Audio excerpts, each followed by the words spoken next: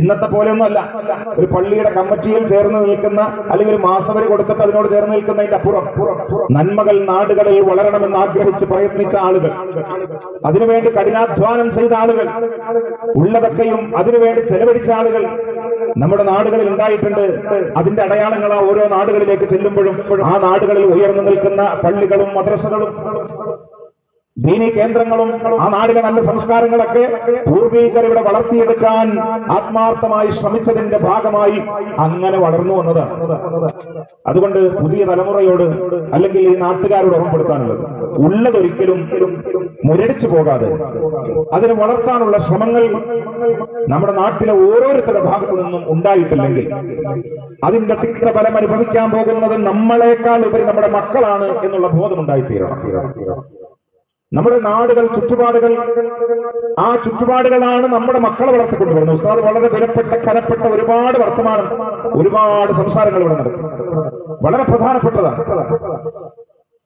നമ്മൾ വില കൊടുക്കേണ്ടി വരും, അതിഭയങ്കരമായ വില. നമുക്കറിയാം, മഹാനരായ മുത്തുനബി സല്ലല്ലാഹു അലൈഹി വസല്ലമ തങ്ങൾ ഒരു കഥ പറയുന്നുണ്ട്. 100 പേരെ വധിച്ച ഒരാളുടെ കഥയാണത്. മുത്തുനബി സല്ലല്ലാഹു അലൈഹി വസല്ലമ തങ്ങൾ വിവരിച്ചു തരികയാണ്.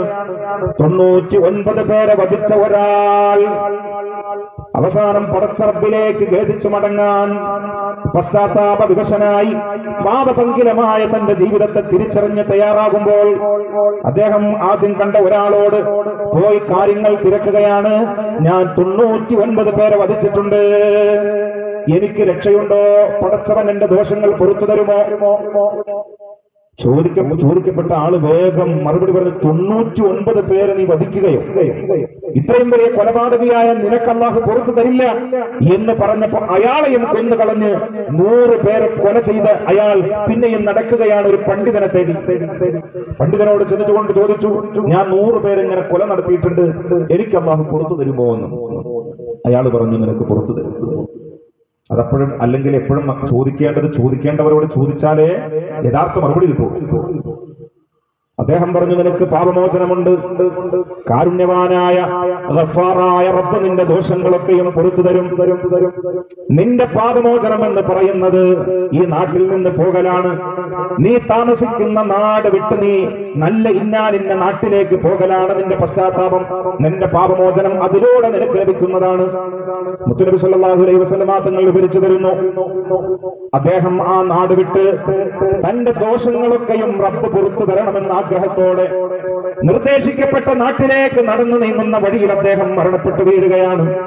ഞാൻ ചരിത്രത്തെ വിശദീകരിക്കുന്നതിനേക്കാൾ ഉപരി അതിന്റെ ആശയം നമ്മൾ മനസ്സിലാക്കണം. തെറ്റിലേക്കുള്ള സാഹചര്യങ്ങളാണ് നാം വളരുന്ന നാട്ടിലുള്ളതെങ്കിൽ ആ സാഹചര്യത്തിനാൽ പിന്നെയും നാം തെറ്റ് ചെയ്യാൻ കാരണമാകുമെന്നുള്ളത് കൊണ്ട് രക്ഷപ്പെടാൻ പലപ്പോഴും നാട് വിട്ട് മറ്റു നാടുകളിലേക്ക് പോകണം എന്നാണ് പരിശുദ്ധ ഇസ്ലാം നമ്മളോട് പറഞ്ഞു വരുന്നത്. നാടെന്ന നമ്മുടെ ചുറ്റുപാടിനെ നാം പരിരക്ഷിക്കണം. നന്മയുള്ള കാലാവസ്ഥ നമ്മുടെ നാട്ടിൽ സൃഷ്ടിക്കണം. നന്മയുള്ളവരെ വളർത്തിക്കൊണ്ടുവരണം. തിന്മകളെ നമ്മുടെ നാടുകളിൽ നിന്ന് ഇല്ലായ്മ ചെയ്യണം. അതിന് വേണ്ടത് എന്താണെന്ന് കണ്ടെത്തണം. എന്താണ് പരിഹാരമെന്ന് മനസ്സിലാക്കണം. എല്ലാവരും ഒന്നായി ചേർന്ന് നിന്ന് എന്റെ മക്കൾ വളരുന്ന ഈ നാട് ആ മക്കൾ ഒരിക്കലും തെറ്റിലേക്ക് നടന്നു വീഴാൻ വളമിട്ട് കൊടുക്കുന്ന നാടാകാൻ പാടില്ലെന്ന് ചിന്തിക്കണം. അങ്ങനെ തന്റെ നാട് നന്നാക്കുന്നതിന് വേണ്ടി ആ നാട്ടിലെ പള്ളികളെ കേന്ദ്രമാക്കിക്കൊണ്ട് ഒന്നായി ചേർന്ന് നിന്ന് പ്രയത്നിക്കണം. അവിടെ നടക്കുന്ന സ്വലാത്തുകളുടെ ദിക്റുകളുടെ വാർഷികങ്ങൾ വരുമ്പോൾ അതൊരു നല്ല അവസരമായി കണ്ട് നാട്ടിലുള്ളവരുടെ ഈമാനിന്റെ വർധനയ്ക്ക് പറ്റുന്ന നല്ല പ്രഭാഷണങ്ങൾ അവിടെ കൊണ്ടുവരണം. നാട്ടിൽ വളരുന്ന മക്കൾ, പെൺമക്കളാകട്ടെ ആൺമക്കളാകട്ടെ, അവരുടെ ദീനീബോധം വളർത്തിക്കൊണ്ടുവരുന്നതിന് വേണ്ടി, ദീനുമായി ബന്ധമുണ്ടാകേണ്ടതിന് വേണ്ടി വേണ്ട കൗൺസിലിങ്ങുകൾ നടത്തിക്കൊണ്ടിരിക്കണം. ഇത് ഓരോ നാടിന്റെയും നേതൃത്വം വഹിക്കുന്നവരുടെ ബാധ്യതയാണ്. പ്രത്യേകിച്ച് പരിപാലക സമിതി അംഗങ്ങൾ, ആ പരിപാലക സമിതി അംഗങ്ങളുടെ ഉത്തരവാദിത്തത്തെ പറ്റി ബോധമുള്ളവരാകണം. നല്ല പരിപാലക സമിതിയാണ് ഇന്നിപ്പോ നമ്മുടെ നാട്ടിലുള്ളത്. അള്ളാഹു ബറക്കത്ത് ചെയ്യുമാറാകട്ടെ.